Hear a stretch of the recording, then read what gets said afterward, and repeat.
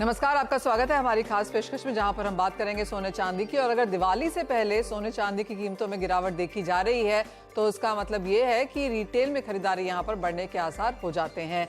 अगर आप पिछले 6 सालों में सोने के रिटर्न्स देखें तो यहां पर 93% का इजाफा है। वहीं चांदी के भाव 87% तक चढ़े हैं। ऐसे में आने वाले फेस्टिव सीजन में क्या रह सकती है मांग, खरीदारों और निवेशकों के लिए कैसा रहेगा ये साल, और इंपोर्ट्स के आंकड़े किस तरह के हैं, इन पर करेंगे चर्चा।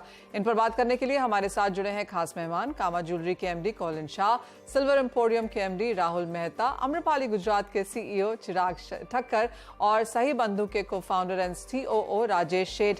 एक और चीज़ जो हमने यहाँ पर आरबीआई की पॉलिसी मीटिंग से आते हुए देखी वो ये कि एमपीसी ने यहाँ पर एक इम्पॉर्टेंट अनाउंसमेंट करी, और वो ये कि जो बुलेट रीपेमेंट है गोल्ड लोन्स की स्कीम की, वहाँ पर उन्होंने अर्बन कोऑपरेटिव बैंक्स के लिए यहाँ पर मियाद बढ़ाई है, जो कि अब बढ़ाकर 2 लाख से 4 लाख कर दी गई है। इसके क्या मायने हैं, इसको भी समझने की कोशिश करेंगे, क्योंकि इंडिया में हम देखते हैं कि बहुत सारा सोना खरीदा जाता है और जब फाइनेंसिस की जरूरत होती है तो इसे कई तरीके से एज अ फाइनेंशियल इंस्ट्रूमेंट के तौर पर यूज भी किया जाता है। राजेश, आपसे ही पहले जानना चाहेंगे इसके क्या मायने हैं, क्या बाजार इसे एक्सपेक्ट कर रहा था और क्या इसका इंपैक्ट पड़ेगा मार्केट्स पर?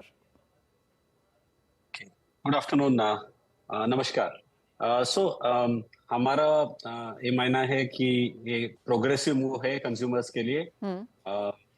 अनऑर्गेनाइज सेक्टर में बहुत लोग अभी भी गोल्ड लोन लेते हैं। वो लोगों के लिए the RBI move will encourage them to come towards the formal banking, and many of the rural consumers, for them the first option usually is nearest cooperative bank or urban cooperative banks. Thereafter they go for a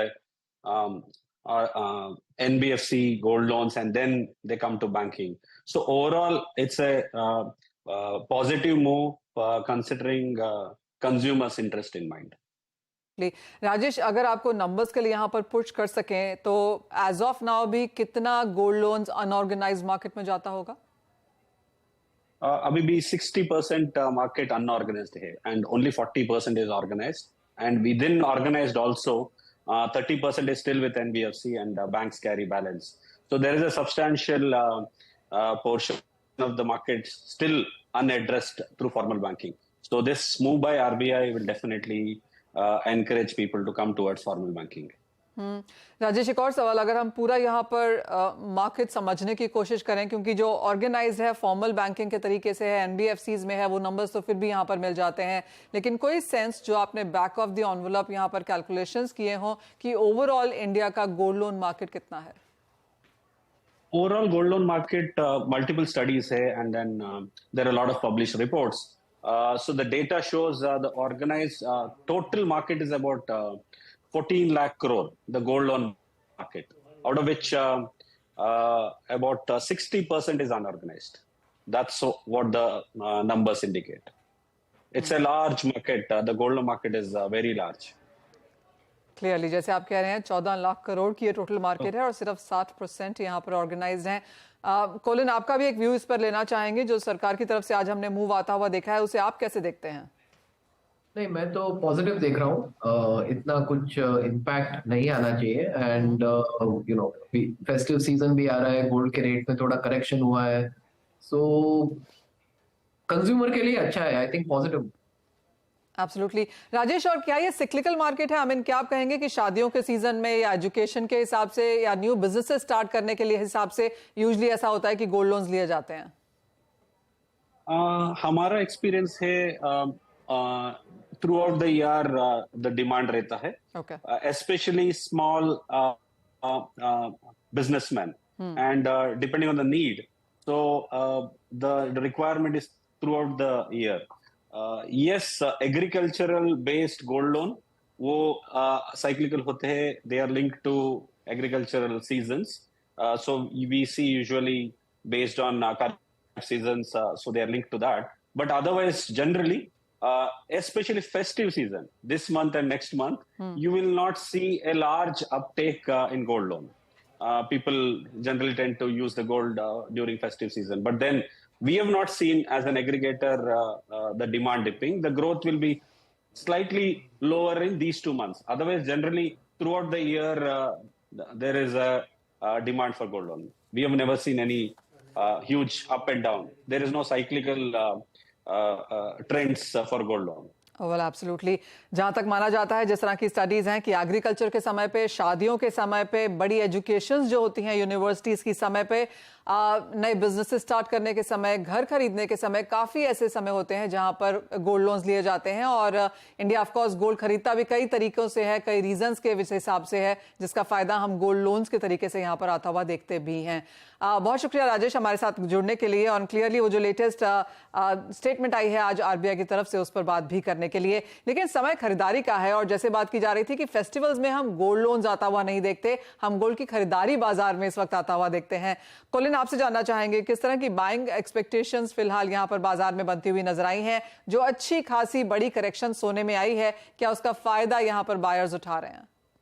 नहीं, buyers फायदा भी उठा रहे हैं। और India में देखो अभी क्या हो गया है लास्ट 2-3 साल, स्पेशली पोस्ट पैंडेमिक जो ट्रेंड हो गया है इज एक्सचेंज बहुत हो रहा है। सो आज आप देखोगे तो लगभग 40-45% आज कोई भी रिटेलर का बिजनेस अक्रॉस इंडिया एक एक्सचेंज का हो गया है सोने में, जो खरीदारी के लिए भी अच्छा है।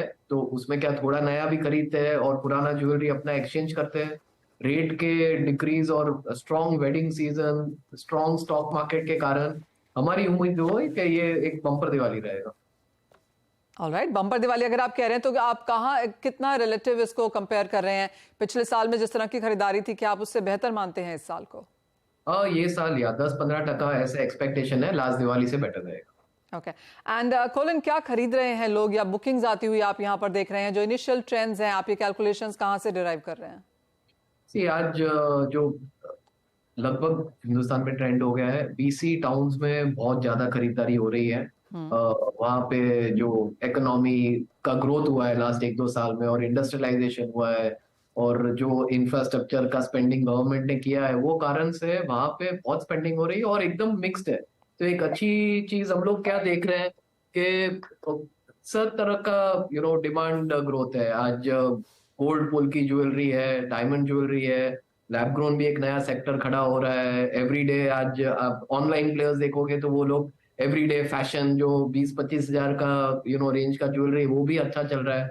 So we are seeing across the board kind of growth in this sector. और आईएचएस के बाद जो मोमेंटम चालू रहा है, तो उसके बाद कोई अभी तक रुकावट नहीं आई है। जी हाँ, और बाजार हर एग्जीबिशन को, हर B2B को, ना जस्ट इंडिया में बल्कि मिडिल ईस्ट में, हांगकांग में पिछले जो नंबर्स आए हैं, जिस तरह का पार्टिसिपेशन और हमने यहाँ पर इनिशियल ट्रेड्स होते हुए देखे हैं, वो सारे के सारे ऑन द पॉजिटिव साइड ही हैं। लेकिन बात अब चांदी की भी कर लेते हैं। चिराग, कैसे देखते हैं आप सबसे पहले तो प्राइसेस, क्योंकि जिस तरह की भारी गिरावट वीक ऑन वीक और मंथ ऑन मंथ में देखने को मिली है, क्या उसका फायदा ट्रेड ने लिया है? नमस्कार मनीषा जी, नमस्कार एवरीवन। तो जैसे मैंने आपको लास्ट टाइम भी बताया था कि 68,000 एक ऐसा लेवल है, अगर वो टूटा तो बहुत बहुत अच्छी डिमांड आ सकती है मार्केट में। और ऐसा ही हुआ, लास्ट 1 वीक में इतनी अच्छी डिमांड है मार्केट में कि जितना जितना ओवर द अबव ग्राउंड जितना भी चांदी था वो सारा खप चुका है। और जितने इंपोर्ट लेवल्स थे, जो हम लास्ट 6 महीने में जो इंपोर्ट लेवल्स एकदम निचले के स्तर पे थे, that have started coming up. Last 1 week से there is silver which is being imported by air, मतलब बाय एयर से चांदी आना शुरू हो चुका है।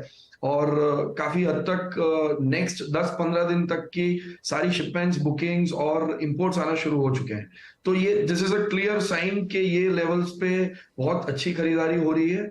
और एट द सेम टाइम जो जितनी गिरावट आई है मार्केट में ड्यू टू यूएस फेड के जितने डेटा आए हैं, अनएम्प्लॉयमेंट के डेटा जो आज एक्सपेक्टेड है, जैसे ही आएंगे there will be a big movement today evening, जिसके ऊपर से नेक्स्ट वीक का जो प्राइस रेंज है वो थोड़ा सा दिखेगा।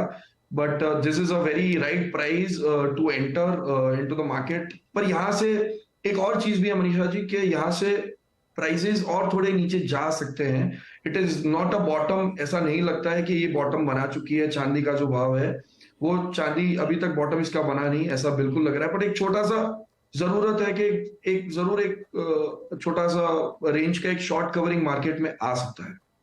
चिराग, लास्ट ईयर इंपोर्ट्स रिकॉर्ड पे हुए थे और बाजार क्लियरली उनको एक एज रेफरेंस पॉइंट यहाँ पर देखता रहेगा। जैसे आपने कहा कि imports as of now on the surge हैं, इवन बायर इंपोर्ट्स हो रहे हैं, लेकिन अगर पिछले साल से कंपेयर करें तो एज ऑफ नाउ हम कहाँ खड़े हैं? अगर हम पिछले साल से अगर इसको कंपेयर करते हैं तो we are still at 40% of the last years market and still we are not even near to closing the last years gap and मेरे को नहीं लगता कि वो गैप उसको कवर कर पाएंगे ये साल में। फिंगर्स क्रॉस्ड, देखते हैं। ऑलराइट, राहुल आप कैसे देखते हैं मार्केट्स एज ऑफ नाउ, क्योंकि अगर हम प्राइसेस की बात करें तो इस साल हमने 78,000 का हाई भी देखा है और उसके बाद 68,000 तक के स्तर भी। क्लियरली लोगों ने तब भी खरीदारी की होगी और अब भी यहाँ पर लोग लेंगे, क्योंकि सोना चांदी हम हर प्राइस में खरीद रहे होते हैं। लेकिन as of now on ground trends आप कैसे देखते हैं? मनीषा जी नमस्कार। जिस हिसाब से चांदी के रेट्स गिरे हैं, आई थिंक सो इससे अच्छा टाइमिंग नहीं होगा चांदी के रेट गिरने की। फेस्टिव सीजन आ गई, आगे नवरात्रि आ रही है, दिवाली का फेस्टिव आ रहा है, तो वेडिंग की परचेसेस काफी अच्छी तरह से हो रही है। लास्ट हम लोगों ने 7 दिन में रिटेल कंज्यूमर का स्टोर के अंदर काफी अच्छा फुटफॉल बढ़ गया है और लोगों की डिमांड गिफ्टिंग के लिए, वेडिंग परचेज के लिए, दिवाली की पर्सनल यूज के लिए अक्रॉस एवरी सेक्टर काफी अच्छी डिमांड निकल के आई है। ओके, तो ट्रेंड्स यहाँ पर पॉजिटिव होते हुए नजर आए हैं, specially because of the price decline. हम ब्रेक लें उससे पहले कुलिन आपसे डायमंड्स के बारे में भी जानना चाहेंगे। आपने उसका जिक्र तो किया, लेकिन पिछले कुछ समय में डायमंड के प्राइसेस को लेकर भी यहाँ पर काफी स्ट्रॉन्ग डिबेट है। जिस तरह से कुछ गिरावट यहाँ पर देखने को मिली है, क्या यहाँ पर भी हम फायदा आता हुआ देख रहे हैं प्राइसेस का? प्राइसेस का और गिरावट मैं तो पर्सनली नहीं देख रहा हूँ। अब जो करेक्शन होना था वो लास्ट 12 महीने में हो गया है। ये रफ का जो वॉलंटरी इंपोर्ट का सीज भी किया है इंडस्ट्री ने, उसके कारण भी मैं देख रहा हूँ कि थोड़ी स्टेबिलिटी आएगी इंडस्ट्री में अगले 3-6 महीने में, और अभी और गिरावट तो नहीं होगी। अब जो होना था वो हो गया है, so it's a good price for consumers to come and invest in diamonds. Alright, तो अच्छे समय है यहाँ पर अगर आप खरीदना चाहते हैं त्योहारों के लिहाज से या शादी के लिहाज से भी, तो ये स्तर काफी बेहतरीन है, क्योंकि सोना अपने 2023 के हाई से 9% गिर चुका है और चांदी यहाँ पर 15% तक फिसल चुकी है 2023 के हाई से। तो इंटरडे ईयर में हमने यहाँ पर मुनाफा वसूली आते हुए देखी, और जैसे हमारे एक्सपर्ट्स कह रहे हैं कि ये एक्यूमुलेशन के हिसाब से काफी बेहतरीन स्तर है। लेकिन इसी के साथ एक ब्रेक के लिए भी रुकेंगे और आगे जाकर क्या क्यूज देखने चाहिए उस पर करेंगे चर्चा, और साथ ही साथ फेस्टिवल्स में क्या टिप है जो यहाँ पर हमारे एक्सपर्ट्स आपको देना चाहेंगे, वो भी उनसे जानेंगे। कर लेते हैं कि क्या क्यूज रहेंगे यहाँ पर आने वाले समय में प्राइसेस के लिहाज से। कोलिन आपसे पहले जानना चाहेंगे, अगर हम सोने के भाव यहाँ पर करंटली देखें, और सबका मानना है कि यहाँ थोड़ा सा डिप यहाँ से भी शायद देखने को मिल ही सकता है। ऑफ कोर्स बॉटम फिशिंग की बात नहीं है, त्योहारों में तो जो भाव मिलेंगे लोग लेंगे, लेकिन जिस तरह के भाव हैं शायद ज्यादा ही लेंगे। लेकिन यहाँ से अगर एक प्राइस व्यू देखना हो नीचे में ऊपर में, तो क्या क्यूज भी वॉच करने चाहिए? See every week we have कुछ ना कुछ न्यूज आते हैं, और ये वीक भी आया, और मेरे पर्सनल ओपिनियन यही है कि नेक्स्ट 2-3 महीना थोड़ा वोलेटाइल तो रहेगा। ऊपर नीचे ये रोलर कोस्टर राइड जैसा ही रहने वाला है। शायद कोई करेक्शन आ जाए जहाँ 1700 1750 के लेवल भी एक बार आ जाए, और अगर कुछ अच्छे न्यूज जो एक्सपेक्टेड है तो बुलिश भी हो सकता है। जैसे अपना रूपी का भी है, एक व्यू है कि ये तुरंत 84-85 हो जाएगा अगले वीक और 10-15 दिन में, और एक व्यू है कि मार्च तक होगा। तो अभी थोड़ा ये अगले 3-6 महीना वोलेटाइल ही रहेगा। तो मेरी एडवाइस तो वही रहेगी कि शादियां है और जब लेना है खरीदारी तब कर देनी चाहिए, बट वोलेटिलिटी रहेगी रूपी में और सोने में, जिससे दोनों का रेट पे एक फर्क तो पड़ेगा ही। और क्या यहाँ पर आप क्या राय देंगे आप यहाँ पर जो लोग यहाँ पर खरीदारी करने आ रहे हैं, इन सेंस ऑफ क्या लेना चाहिए, कैसे लेना चाहिए? जो देखो आज अपने देश में एक अच्छी चीज जो हुई है लास्ट 2-3 साल में इज हॉल मार्किंग। और हॉल मार्किंग का जो जिस तरह से ग्रोथ हुआ है, और हर महीना लगभग 1 करोड़ पीस आज हॉलमार्क हो रहे हैं, तो जो भी खरीदारी करे वो पक्का है कि हॉलमार्क ज्वेलरी लेनी चाहिए। डायमंड्स है, सर्टिफाइड ट्रस्टेड ब्रांड, वो 100% लेना चाहिए। और आज ऐसे भी हीरे के रेट आप देखोगे तो हिंदुस्तान में जो रिटेल का प्राइस है वो सबसे कंपेटिटिव है। आज आप चाइना, दुबई, यूरोप, यूएस कोई भी देश में अपना जो प्राइस पे जो रिटेलर आज बेच पा रहा है वो प्राइस पे नहीं मिलता। तो वैल्यू फॉर मनी है। और पोल्की जो बहुत पॉपुलर हो गया है लास्ट 2-3 साल में जेमस्टोन के साथ और जेमस्टोन के बिना भी, तो आज हमारी सारी कैटेगरीज आज इन्वेस्टमेंट पॉइंट ऑफ व्यू एक अच्छे रेट पे है। थोड़ा लोअर हो सकता है, हाँ हो सकता है अगर कोई ग्लोबल इवेंट हुआ तो, बट जो रेट आज डायमंड, गोल्ड, प्लैटिनम, सिल्वर और जेमस्टोन का है वो बहुत रीजनेबल है। और मेरे हिसाब से अगले 3-5 साल में जो भी खरीदारी आज करेगा उसको अपसाइड ही मिलेगा। ऑलराइट, तो हॉलमार्किंग वाली गोल्ड ले। इंडिया में ऑफ कोर्स सभी चीजें यहाँ पर अच्छे स्तरों पर मिल रही हैं, और जैसे वो जो टिप आई है कि डायमंड रेट्स इंडिया में सबसे ज्यादा कॉम्पिटिटिव हैं, तो अगर आप वहां पर भी ध्यान दे रहे हैं तो इंडियन मार्केट्स इसके लिए भी एक बेहतरीन विकल्प हैं। चिराग, आप कैसे देखते हैं चांदी के प्राइसेस को? आगे जाकर अब क्या व्यू है और आप क्या कहना चाहेंगे हमारे खरीदारों को? सबसे पहले चांदी अभी का जो स्तर है, it is a very right time to enter to the market. जहां तक चांदी के भाव का सवाल है, जिस तरीके से खरीदनी चाहिए, मैं हमेशा से ये कहता आया हूं कि हमेशा थोड़ी हमेशा खरीदती रहनी चाहिए, जिसके कारण जितना भी चांदी का उतार चढ़ाव है भाव का, वो भाव के अंदर आपके पास एक ऐसा एवरेज भाव का चांदी और सोना इकट्ठा हो सकता है कि जो जिसके ऊपर हमेशा आपका भाव जो है वो हमेशा उसके ऊपर का रहेगा। तो अगर मैं लास्ट 2-3 साल का भी अगर मैं चार्ट बनाता हूँ एसआईपी का, कि अगर किसी ने एसआईपी की होती कि भाई हर महीना मुझे इतना सोना या इतना चांदी में निवेश करना है, तो आई थिंक आज के दिन में वो पॉजिटिव स्तर पे ही है। भले आज मार्केट इतना गिरा है, उसके बावजूद भी वो पॉजिटिव स्तर पे होगा।